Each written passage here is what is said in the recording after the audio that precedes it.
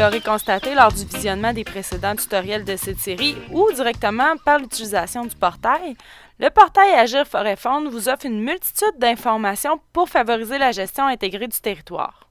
Dans cette capsule tutoriel, je vais vous présenter quelques usages concrets du portail Agir Forêt Faune appliqués au secteur forestier, tels que la confection du volet multiressources fauniques d'un plan d'aménagement, la réalisation d'un cahier du propriétaire, la planification d'interventions forestières ou encore la mobilisation de propriétaires pour l'aménagement de leur lot.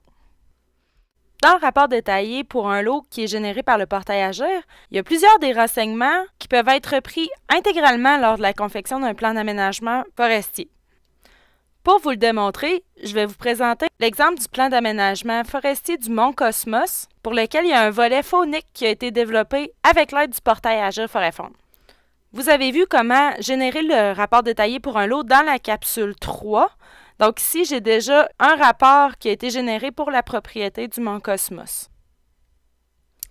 Dans une perspective d'aménagement intégré du territoire, c'est essentiel de penser globalement avant d'agir localement. C'est pour cette raison que c'est inévitable de situer une propriété dans son unité territoriale environnante, d'en sortir les grands constats avant de la détailler par peuplement et d'en tirer des recommandations d'aménagement spécifiques. Pour la propriété du Mont Cosmos, une section nommée « Votre propriété dans son environnement » a été ajoutée au plan d'aménagement forestier. En fait, cette section-là, elle est tirée intégralement de la section environnement de la propriété qui est présenté dans le rapport détaillé pour un lot. Il y a tout d'abord des informations sur la localisation précise de la propriété dans son unité territoriale. Ici, c'est le bassin versant. Ensuite, en découlent les enjeux écologiques qui sont propres à ce bassin versant-là, ou encore une fois, c'est les textes qui ont été repris intégralement du rapport du portail Agir.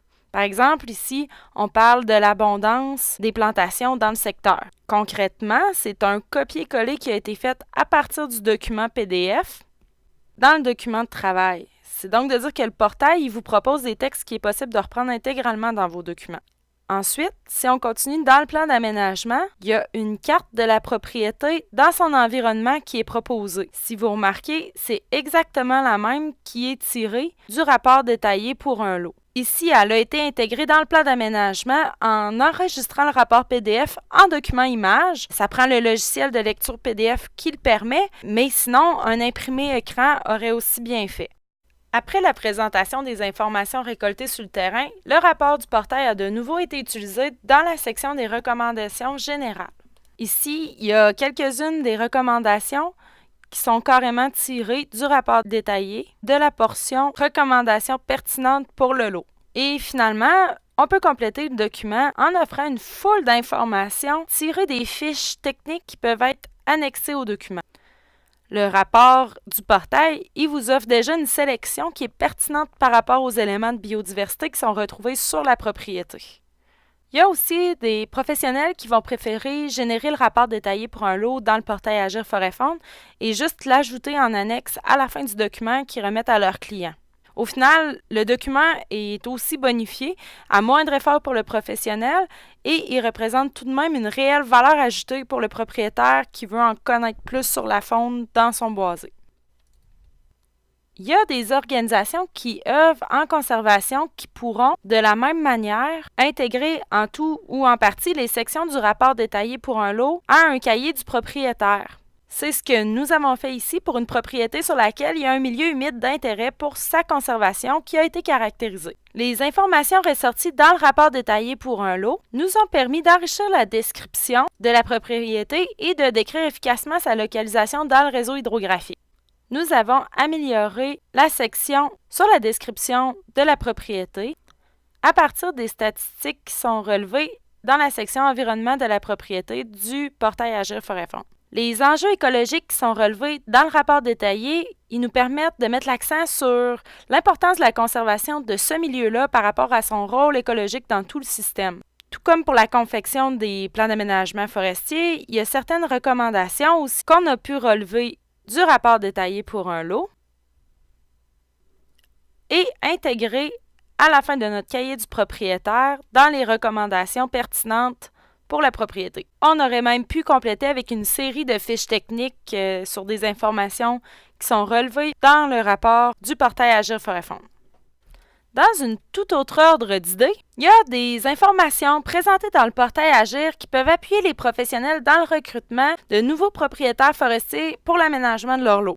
Par exemple, dans la section Description du lot du rapport du portail, il y a de l'information sur les travaux forestiers qui ont été subventionnés par les programmes des agences, tels qu'indiqués ici. En fait, il s'agit des sommes totales qui ont été investies dans les propriétés adjacentes à celles d'intérêt. Ici, il s'agit des propriétés interrogées dans un rayon de 1 km autour, et ces sommes-là sont même présentées par grands groupes de travaux forestiers.